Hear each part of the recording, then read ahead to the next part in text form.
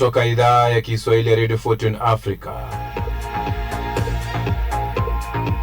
Karibu katika matangazo yetu ya jioni. Baadhi ya yale ambayo tumekuandalia ni pamoja na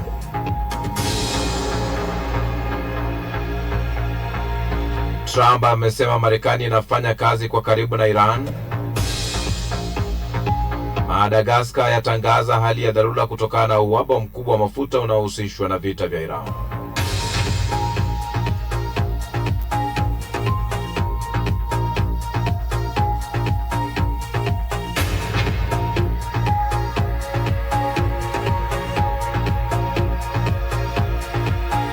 Meli zaripotiwa kupita katika mlango wa bahari wa Hormuz.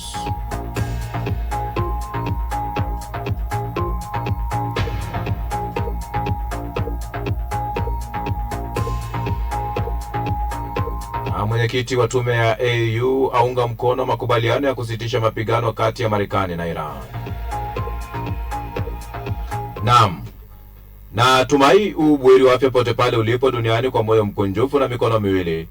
Ujambo na karibu kwenye taarifa yetu ya habari kutoka idhaa hii ya Kiswahili ya Radio Fortune Africa. Jina langu ni Kantona Joseph. Kampuni ya kufuatilia meli Marine Traffic imeonyesha leo asubuhi kwamba kumekuwa na dalili za awali za shughuli za meli katika mlango bahari wa Hormuz baada ya njia hiyo kuzuiwa kwa kiasi kikubwa na Iran. Shirika hilo linaeleza kuwa meli mbili zimepita katika mlango huo, moja inayomilikiwa na Ugiriki na nyingine inayosajiliwa na kumilikiwa na Liberia. Upitishwaji wa meli katika mlango huo umekuwa chanzo cha mvutano kati ya wiki za hivi karibuni, na ingawa mpango wa muda mrefu kuhusu njia hiyo bado haujafahamika, makubaliano ya kusitisha mapigano yaliyotangazwa usiku kucha yanaitaka Iran kufungulia tena mlango huo. Baadhi ya nchi zinazokuwa tayari zimefikia makubaliano na Iran ili meli zao ziendelee kutumia njia hiyo muhimu ya usafirishaji wa kimataifa, zikiwemo Pakistan, India na Ufilipino. Nchi nyingine zilizokuwa zimeshambuliwa katika maeneo karibu na mlango huo ni pamoja na maeneo katika eneo lile la Guba.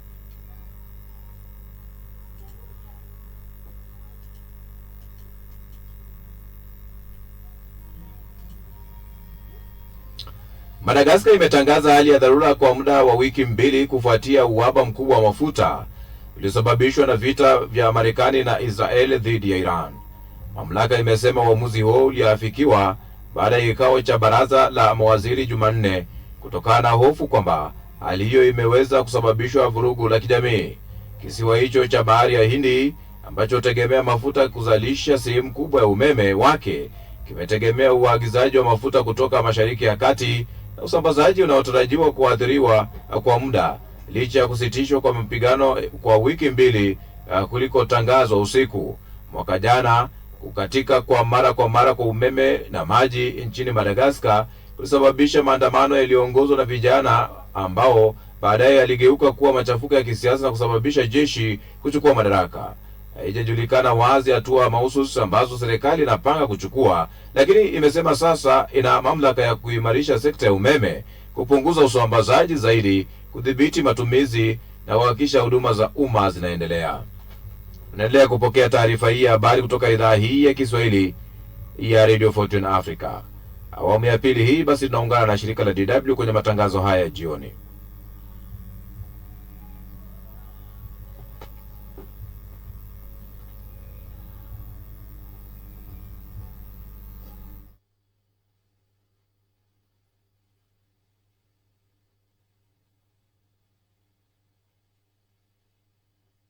Juhudi za kidiplomasia na za washirika wetu katika eneo hilo ili kufuata mwelekeo huu.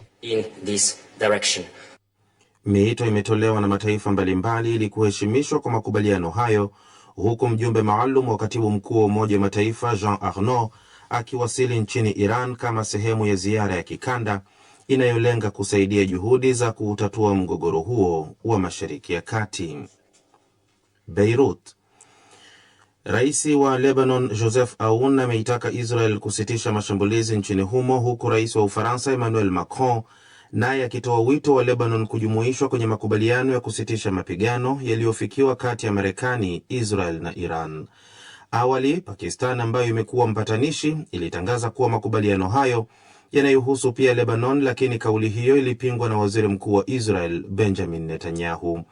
Hayo yakiarifiwa, waziri wa ulinzi wa Israel Katz amesema jeshi limefanya shambulio la kushtukiza leo Jumatano likiwalenga mamia ya wanachama wa kundi la Hizbullah huko Lebanon, mashambulizi yaliyoulenga mji mkuu Beirut, bonde la Bekaa na maeneo ya kusini mwa Lebanon. Washington. Katibu mkuu wa jumuiya ya kujihami ya NATO Mark Rutte yuko mjini Washington na anatarajiwa hivi leo kukutana na rais wa Marekani Donald Trump kujaribu kutuliza ghadhabu ya Trump dhidi ya muungano huo wa kijeshi. Trump ambaye amekuwa akiwatuhumu washirika wa Ulaya kwa kushindwa kusaidia kuufungua mlango bahari wa Hormuz uliofungwa kutokana na vita vya Iran, ametishia mara kadhaa kuiondoa Marekani kwenye jumuiya hiyo ya NATO. Viongozi hao wawili wanatarajiwa kuzungumzia mzozo wa Ukraine na Mashariki ya Kati. Ikulu ya White House imesema mkutano huo umepangwa kufanyika faraghani, lakini huenda hilo likabadilika mnamo dakika za mwisho na hivyo kuwaruhusu waandishi wa habari kuhudhuria. Ni taarifa ya habari za ulimwengu inayokujia moja kwa moja kutoka DW mjini Bonn. Cotonou. Waziri wa fedha wa Benin Romuald Wadanyi anapewa nafasi kubwa ya kushinda uchaguzi wa rais utakaofanyika siku ya Jumapili na chini ya kiwingu cha mashambulizi ya makundi ya itikadi kali kaskazini mwa nchi hiyo. Kwa muda wa muongo mmoja uliopita, Wadanyi mwenye umri wa miaka 49 amekuwa akiandaa ajenda ya kiuchumi ya rais anayeondoka madarakani Patrice Talon, ambaye hatagombea tena kutokana na kumaliza mihula miwili ya uraisi.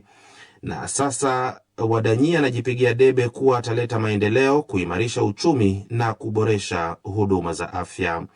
Uchaguzi huo wa Jumapili nchini Benin ulikuwa hatarini kutofanyika kufuatia jaribio la mapinduzi ya kijeshi mnamo Desemba 7 mwaka jana, kabla ya Jumuiya ya Nchi za Afrika Magharibi ECOWAS kutuma kikosi ili kuendeleza uongozi wa Rais Talon. Berlin.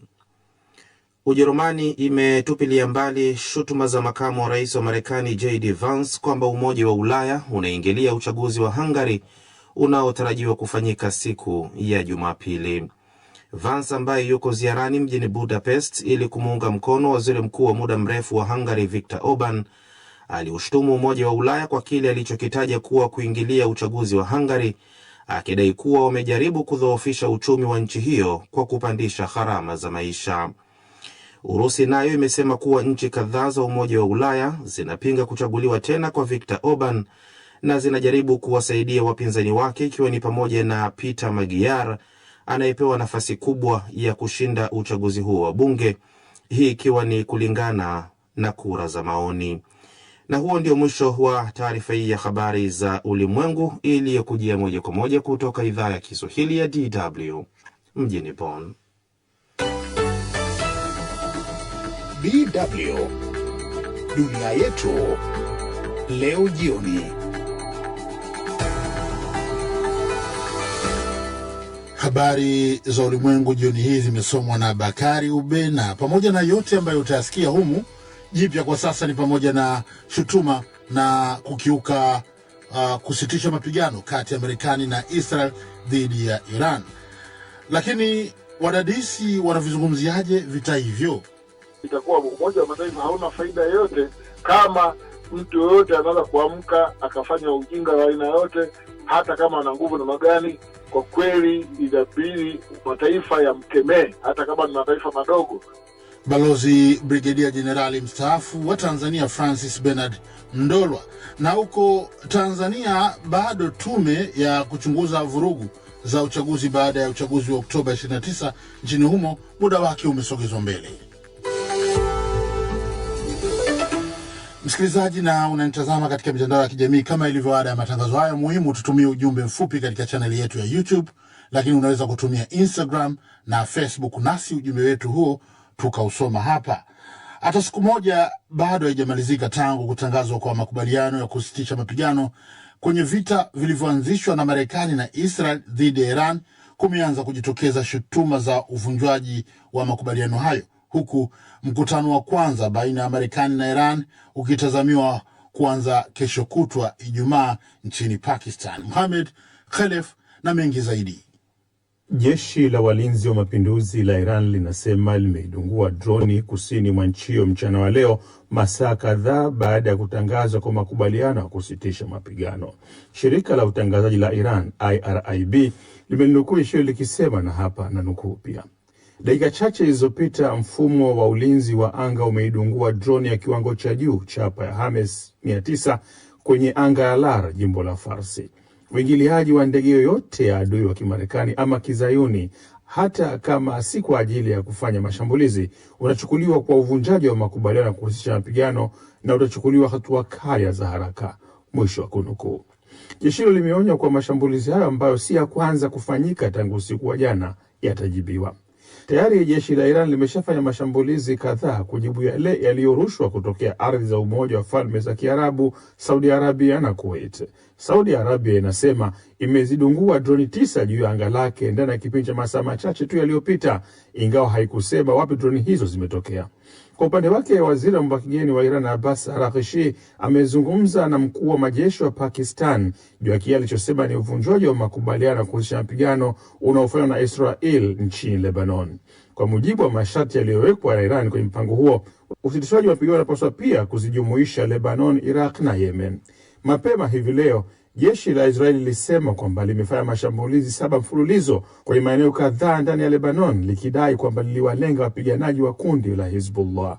Shirika la habari la Tasnim limenukuu chanzo kimoja serikalini kikisema kuwa Iran itajitoa kwenye makubaliano hayo ya kusitisha mapigano endapo mashambulizi dhidi ya Lebanon yataendelea. Katika hatua nyingine, Araghchi amesema Iran itaendelea kwa udhibiti wa mlango bahari wa Hormuz. Akiandika kupitia mtandao wa X, Araghchi amesema usafirishaji wa meli za mizigo unaweza kuendelea kwa utaratibu wa vikosi vya jeshi la Iran na kuzingatia pia hali ya usalama na ya ufundi. Kufungua tena mlango huo bahari ni sehemu ya matakwa ya Marekani kwenye makubaliano ya kusitisha mapigano. Kwa upande wake, waziri wa ulinzi wa Marekani Pete Hegseth amesema Iran itapaswa kukabidhisha akiba yake ya madini ya urani yaliyorutubishwa, vinginevyo Marekani itayachukua, ingawa kuweka bayana itayachukuaje. Akizungumza kwenye makao makuu ya wizara yake mjini Washington hivi leo, Hegseth amesema, na hapa namnukuu, tunawaangalia, tunajua walicho nacho na watakitoa na tutakipata, ikibidi tufanya tena kwa njia yote ile kukichukua. Mwisho wa kumnukuu. Hayo yanajiri wakati Pakistan ikisema kwamba waziri wa mambo ya nje wa Iran Abbas Araghchi na makamu wa rais wa Marekani J.D. Vance wanatazamiwa kuwasili Islamabad kwa ajili ya mazungumzo baina yao yanaanza siku ya Ijumaa. Na msikilizaji na mtazamaji, kama ulivyosikia, kimsingi vita kati ya Marekani na Israel dhidi ya Iran vimetangazwa kusimamishwa kwa muda wa majuma mawili. Hata hivyo, wachambuzi na wadadisi wa masuala ya kimataifa wanasema hatua hiyo imeacha maswali mengi kwa jamii ya kimataifa. Miongoni mwa maswali hayo ni kama Marekani chini ya uongozi wa Rais Donald Trump inaweza kuchukua hatua za kijeshi dhidi ya taifa jingine bila ya kuwajibishwa, kukaripiwa au kunyoshewa kidole kutokana na madhara yanayoweza kujitokeza. Katika muktadha wa mvutano huu dhidi ya Iran, nilimuuliza na kumtafuta hasa balozi wa zamani Brigedia Jenerali mstaafu wa Tanzania Francis Bernard Mndolwa ili kupata mtazamo wake wa kitaalamu. Je, Rais Trump anaacha ujumbe gani hasa kwa vita hivi vya sasa? Anataka kuonekana kwamba yeye ndio mtawala mkubwa wa dunia na anataka kuonyesha kwamba ana uwezo mkubwa wa kijeshi kupita nchi nyingine. Wanatoa ujumbe gani kwa ulimwengu kwa haya yanayofanyika au haya ambayo wanayafanya? Trump na wenzake wanaonyesha kitu ambacho Uingereza wana neno zuri sana, arrogance. Haina si kitu ambacho kina faida kwa watu, isipokuwa ni ubabe tu. Ulimwengu umekaa kimya, mataifa makubwa, mataifa magharibi haisikiki yakisema moja kwa moja. Ndugu mtangazaji, mimi nitakudanganya nikwambia najua tatizo kwa uhakika, lakini kama mchambuzi nataka kukueleza kwamba huu ni mtazamo wa kivita, kwamba haya mataifa mengine yote yamejitazama uwezo waliokuwa nao wakilinganisha na uwezo waliokuwa nao Marekani, na inawezekana kabisa katika eneo fulani hawajatimiza uchambuzi wao wa uwezo wa Marekani. Inapotokea hii, kwa kuwa nao pia hawakuwa tayari, wanachukua nafasi hiyo pia kuona uwezo wa Marekani uko vipi, moja. Lakini ya pili ni kwamba siasa zenyewe ziko namna gani, kwa sababu Marekani inaweza kuwa imeanza kupigana hivyo kuonyesha kwamba wana nguvu fulani ili kutishia watu wengine, lakini ukweli ni kwamba hao mataifa mengine yangependa kujua undani zaidi wa Marekani, hivi anavyoendelea kupigana na anavyoendelea kupoteza hata watu wake, yeye anajionaje duniani. Kwa hiyo wako vitani pia, kwa sababu wajifunza anachokifanya Marekani, lakini wakati huo pia wanafanya maandalizi. Nani wa kufunga paka kengele? Haisikiki hata kukemea wala kusema, akanyosha moja kwa moja kidole Trump kama hili sio pengine. Tunasikitika sana kuona kwamba Umoja wa Mataifa umekaa kimya, wakati hapo ndio ambapo ndio kwenye fundo na kimbilio la mataifa yote, kwa sababu wao hawapaswi kuwa na pande zote yote ile, lazima wawe neutral. Kwa hiyo tunategemea Umoja wa Mataifa ukemee hatua za aina yoyote za taifa lolote, hata kama ni kubwa, liwe dogo, liwe kubwa, wakemee. Na kwa nini sasa imekuwa hivi? Hakuna karipio, hakuna kukemea, na sio Umoja wa Mataifa tu, nazungumzia hata mataifa ya Ulaya. Nashangaa hata nchi kwa mfano kama Uchina, Urusi, ambazo tunajua ziko katika Big Five, hakuna hata mmoja anathubutu kutoa kauli ya kukemea kinachofanywa na Marekani. Lakini ukweli ni kwamba pia wamejipima na kuangalia, je, yule akinigeukia mimi nitakuwa katika hali gani? Itakuwa Umoja wa Mataifa hauna faida yoyote kama mtu yoyote anaweza kuamka akafanya ujinga wa aina yote, hata kama ana nguvu na magani. Kwa kweli inabidi mataifa yamkemee, hata kama ni mataifa madogo. Ni Mtanzania huyo Balozi Brigedia Jenerali mstaafu Francis Bernard Mndola nilipozungumza naye moja kwa moja akiwa Dar es Salaam. Katibu mkuu wa Jumuiya ya Kujihami ya NATO Mark Rutte anatarajiwa kukutana na rais wa Marekani Donald Trump kujaribu kupunguza hasira ya rais huyo juu ya muungano huo wa kijeshi kuhusu vita nchini Iran. Trump hivi karibuni alionyesha dhamira ya kutaka kuondoa Marekani katika muungano huo baada ya wanachama kupuuza wito wake wa kuwasaidia kufungua tena mlango bahari wa Hormuz, njia muhimu ya safari za meli iliyofungwa na Iran na kuchangia kupanda kwa bei ya mafuta duniani. Tatu Karema na maelezo ya kina. Kwanza, katibu mkuu huyo wa NATO anakutana na waziri wa mambo ya nje Marco Rubio kabla hapo baadaye hivi leo kukutana na Trump kwenye kikao ambacho kinakuja baada ya Marekani na Iran jana kukubaliana kusitisha mapigano kwa wiki mbili pamoja na kufunguliwa tena kwa njia muhimu ya bahari ya Hormuz. Usitishaji vita ulianza baada ya Trump kusema kwamba angeshambulia vinu vya nyuklia vya Iran na madaraja na pia kutishia kusambaratisha kila kitu nchini humo. Mpango wa kufungua mlango huo wa bahari unatarajiwa kuwa kipaumbele cha mkutano huo wa leo alasiri. Ikulu ya White House imesema mkutano huo unatarajiwa kufanyika faraghani, lakini katika utawala wa Trump hilo linaweza kubadilika dakika za mwisho na kuwa wazi kwa waandishi wa habari. Vyanzo viwili vya kidiplomasia vya Ulaya vimesema wakati viongozi hao wawili watakapokutana, Rutte huenda akaonyesha nia ya pamoja kudumisha biashara ya kawaida ya baharini baada ya uhasama kusababisha kupanda kwa bei ya nishati kote duniani. Pia anatarajiwa kumshawishi kiongozi huyo wa Marekani kuacha ukosoaji wa umma dhidi ya muungano huo, huku akipigia debe hatua ambazo nchi za Ulaya zinachukua kuongeza matumizi katika sekta ulinzi.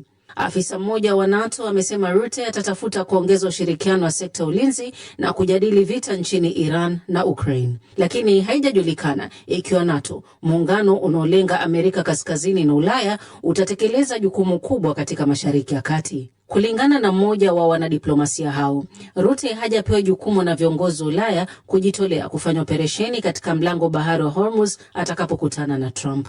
Jana jioni, Seneta Mitch McConnell wa chama cha Republican kutoka Kentucky alitoa taarifa iliyounga mkono muungano huo wa NATO na kusema kufuatia mashambulizi ya Septemba 11, washirika wa NATO walituma wanajeshi wao kupigana pamoja na wale wa Marekani nchini Afghanistan na Iraq. McConnell, ambaye ni mwanachama wa kamati inayosimamia matumizi ya ulinzi, amemhimiza Trump kuwa wazi na thabiti na kusema sio nia ya Marekani kutumia muda mwingi kuwawekea kinyongo washirika wanaojali maslahi yake badala ya kukabiliana na wapinzani wanaowatishia. Ikiwa mkutano wa Rutte hautapunguza mvutano na Trump, haijulikani ikiwa serikali ya Trump itapinga sheria inayomzuia rais kujiondoa katika NATO bila idhini ya bunge. Sheria hiyo ilipopitishwa iliungwa mkono na waziri wa mambo ya nje wa sasa wa Trump, Marco Rubio, ambaye wakati huo alikuwa seneta kutoka Florida. DW tunavuma kwa kishindo. Tume ya kuchunguza vurugu za uchaguzi baada ya uchaguzi wa Oktoba 29 nchini Tanzania imeongezewa muda na jaji mkuu mstaafu wa mahakama kuu ya Tanzania Mohamed Chande. Anayeongoza tume hiyo ametaja sababu 4 za tume hiyo kuongezewa siku 21. Hatua ya kurefushwa muda wa tume hiyo inatarajiwa kutoa fursa kwa ripoti kuwekwa hadharani Aprili 24, jambo ambalo limezusha maswali na mjadala miongoni mwa Watanzania ambao wengi macho na masikio yao yalikuwa yakisubiri ripoti hiyo. Florence Majani ametuandalia taarifa ifuatayo. Jaji Chande ambaye ni mwenyekiti wa tume hiyo amezungumza na wanahabari leo ikiwa ni siku moja baada ya gazeti la serikali kutangaza nyongeza ya muda wa uchunguzi wa tume hiyo kwa siku 21 na kisha kutaja sababu ya ongezeko hilo kuwa ni kuchambua kwa kina ushahidi mwingi uliopatikana na kutengeneza tafsiri ya Kiingereza. Mengine ni haya aliyoyasema Jaji Chande. Ushahidi mwingi unaendelea kuja. Pili, ushauri wa kitaalamu ambayo tumeuomba na wataalamu wa sayansi wanatupa. Tatu, kuchambua kwa kina ushahidi mwingi ambao tumepata. Aidha, Jaji Chande amesema kuwa awali walipanga kufanya uchunguzi katika mikoa 6 lakini wamelazimika kufika mikoa 12 na kukusanya taarifa. Kwa mfano, kwa nini Arusha kuwe na ghasia kubwa alafu Kilimanjaro zisiwepo, au Zanzibar kuwe shwari lakini Dar es Salaam kuwe na ghasia wakati maeneo hayo yapo karibu. Akaongeza kuwa wanataka ripoti ikitoka iwasemee waathirika na wajione wametendewa haki, na tume hiyo imependekeza maridhiano ili kurejesha mshikamano na umoja. Hata hivyo, baadhi ya wadau wa masuala ya haki za binadamu na utawala bora wamelalamikia muda mrefu wa kukamilika kwa ripoti hiyo ambayo Februari 19 iliongezewa siku 42. Mwanaharakati wa haki za binadamu wakili Anna Henga amesema kucheleweshwa kwa ripoti hiyo ni sawa na kuminya haki za waathirika. Shahidi wa kisayansi, sidhani kama unachukua muda wote huo, siku 42 jumlisha siku 21. Ni siku nyingi sana. Sidhani kama ni sababu ya msingi ambayo wanaitoa niwie radhi kwa kutumia hiyo neno, lakini nadhani kuna changamoto kubwa ambayo kwa kweli Watanzania tunasikitika. Msemaji wa serikali Gerson Msigwa kwa upande wake amesema uvumilivu ni jambo la busara ili tume hiyo ifanye kazi yake vyema. Kwa upande wa serikali, tungependa tume itakapokuja na ripoti kusitokee mtu ambaye atasema sikusikilizwa ama maoni yangu hayakuzingatiwa ama hiki kilifanyikaje. Tuachie tume wakamilishe ripoti yao kwa ukamilifu. Hata wale wenye haraka, jamani, haraka hii itakuwa na maana kama ripoti itakuwa bora. Novemba 18 mwaka jana, Rais wa Jamhuri ya Muungano wa Tanzania Samia Suluhu Hassan aliunda tume ya watu 8 kuchunguza vurugu zilizotokea wakati na baada ya uchaguzi mkuu. Oktoba 29 ziliibuka vurugu zilizochagizwa na maandamano ya wananchi waliokuwa wakiupinga uchaguzi yaliyodhibitiwa na polisi waliodaiwa kusababisha vifo, huku ukishuhudiwa uharibifu wa mali. Florence Majani, DW, Dar es Salaam. Na hitimisho la ripoti zetu linasema China imekuwa na Afghanistan na Pakistan zimekubaliana kutoendeleza mzozo kufuatia wiki moja ya mazungumzo ya amani yaliyosimamiwa na China katika mji wa Urumqi. Makubaliano hayo yanakuja baada ya wiki kadhaa za mapigano wakati wa makali ya kuvuka mpaka yaliyoanza mwezi Februari na kusababisha mamia ya vifo na makumi ya maelfu ya wengine ya watu kuyahama makazi yao. Wakio Mbogo na taarifa hiyo kwa kina. Umoja wa Mataifa umekadiria kuwa mzozo huo umesababisha watu 94,000 kuyahama makazi yao kwa ujumla, huku watu 100,000 katika wilaya 2 za Afghanistan zilizo karibu na mpaka wakitengwa kabisa na huduma muhimu. Mvutano uliongezeka kwa kasi mwishoni mwa Februari wakati Pakistan ilipoanzisha mashambulizi ya anga ndani ya Afghanistan, ikiwemo katika mji mkuu Kabul, huku vikosi vya Afghanistan vikijibu kwa operesheni za ardhini, hali iliyosababisha Islamabad kutangaza vita vya wazi. Licha ya vurugu hizo, pande zote mbili zimeyataja mazungumzo yaliyoandaliwa na China kuwa na tija na zinakubaliana kuendeleza mazungumzo yenye lengo la kurejesha uhusiano wa kawaida na kuzuia kuongezeka kwa mzozo. Msemaji wa Wizara ya Mambo ya Nje ya China, Mao Ning, amesema leo kuwa wawakilishi kutoka China, Afghanistan na Pakistan walifanya mikutano isiyo rasmi kwa wiki moja mjini Urumqi, Xinjiang kuanzia Aprili 1 hadi 7. China ilisema mazungumzo hayo yalilenga kubaini masuala muhimu yanayoathiri uhusiano wa pande mbili, huku ugaidi ukitajwa kuwa sababu kuu ya mvutano kati ya majirani hao. Wajumbe wa Afghanistan na Pakistan wamethibitisha tena dhamira yao ya kutatua tofauti zao kupitia mazungumzo, kuboresha uhusiano wao na kuepuka hatua zozote zinazoweza kuongeza mvutano, huku wakithamini nafasi ya China kama mpatanishi wa haki na mwenye mchango chanya. Afghanistan na Pakistan pia zilitilia mkazo historia yao ya pamoja na umuhimu wao wa kikanda, zikikubaliana kuwa mahusiano ya amani ni muhimu kwa utulivu wa Asia Kusini. Hata hivyo, bado kuna hali ya kutoaminiana, huku Pakistan ikishtumu Afghanistan kwa kuwahifadhi wanamgambo kama Tehrik-e-Taliban Pakistan, madai ambayo Kabul inaendelea kuyakanusha. Hata wakati wa mazungumzo, ripoti za mashambulizi ya mizinga mpakani zilionyesha udhaifu wa hali hiyo na hatari ya vurugu kuanza tena wakati wowote. Kwa sasa mchakato wa Urumqi unatoa matumaini ya tahadhari, lakini wachambuzi wanaonya kuwa amani ya kudumu itategemea kama pande zote mbili zinaweza kushughulikia masuala ya msingi ya usalama na kujenga tena imani baada ya miezi ya mzozo wa umwagaji damu. Wakazi kama Samira Muhammadi wanatumaini uchunguzi wa kimataifa unaweza kuponya maumivu yao baada ya shambulizi la bomu la Pakistan kumuua mwanawe pamoja na mamia ya Waafghanistan wengine katika mji mkuu Kabul mwezi uliopita.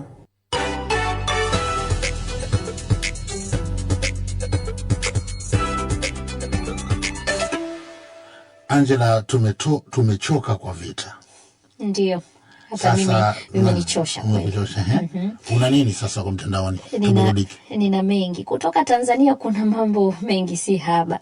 Lakini nimemletea msikilizaji hili kuhusu Rais Samia Suluhu Hassan wa taifa hilo. Yeye amehimiza idara zote za serikali ya nchi yake kupunguza matumizi ya mafuta ili kukabiliana na kupanda kwa gharama za nishati hiyo ambako kumesababishwa na vita vilivyoshuhudiwa eneo la Mashariki ya Kati.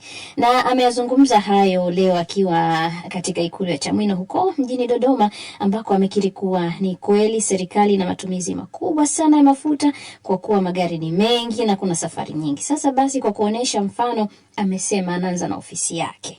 Kuanzia sasa, kokote atakako kwenda wakati wa misafara yake atawaingiza maafisa anaoambatana nao kwenye basi moja. Kwa maana hiyo msafara utakuwa tu na ulinzi wake, gari yake, gari nyingine nyuma, kisha waliosalia wote wataingizwa kwenye basi ili tu kukata matumizi ya mafuta. Muhimu wanafika. Sasa maoni yako mengi tu. Kuna mtu anaitwa Vedasto Kiria ameandika, hapa ndipo mtu unagundua kwamba ukiwa na shida akili inafanya kazi zaidi. Swala la kubana matumizi ni muhimu, lisiishie tu kipindi hiki cha mafuta kuwa bei ghali, bali liwe swala endelevu na pesa itumike kwenye masuala mengine. Lakini kuna mwingine huyu anaitwa Mark M ameandika, ni mwamuzi mzuri. Pia Rais Samia anapaswa kuangalia njia nyingine kama vile kutumia magari ya umeme. Sasa tukiangalia jingine kama unaniruhusu, kwenye kurasa za Kenya nimeona gumzo lilotokana na majibizano makali yaliyoibuka leo kwenye ibada ya maziko ya aliyekuwa mbunge wa Olkalu David Kiarao huko Kenya. Shughuli hii imemkutanisha Rais William Ruto na aliyekuwa makamu wake Rigathi Gachagua. Awali Gachagua aliwataka wananchi wamsikilize Rais Ruto, lakini ulipofika muda wa rais kuzungumza, mwenyewe akasema hahitaji kuombewa ruksa ya kuzungumza mahala popote nchini nchini humo kwa sababu yeye ndo rais. Na kwenye shughuli hiyo, seneta wa Nyandurua John Methu alizimiwa kipaza sauti mara kadhaa kwa kile kilichoonekana kama hoja zake zilimlenga moja kwa moja Rais William Ruto kutokana na ahadi ambazo hazijatimizwa. Sasa maoni pia yako kadha wa kadha. Justus Sangonde ameandika kuishi Kenya ni raha sana. Hii inaitwa nipe nikupe. Na Peter Besi ameandika hawa viongozi wamekwenda kwenye maziko au siasa na vita vya maneno. Na Nyakwara anasema kampeni za uchaguzi zimeanza mapema sana Kenya. Angelo, utafikiri ukuwepo huko Kenya. Sasa twende kwenye ukurasa wa Instagram moja kwa moja. Stan Jack anasema kuongezewa muda kwa tume hiyo nchini Tanzania haitaleta tija. Bazar Mae anasema hatuamini tume hiyo inayochunguza matukio yaliyotokea katika kipindi cha uchaguzi ya Tanzania, akionyesha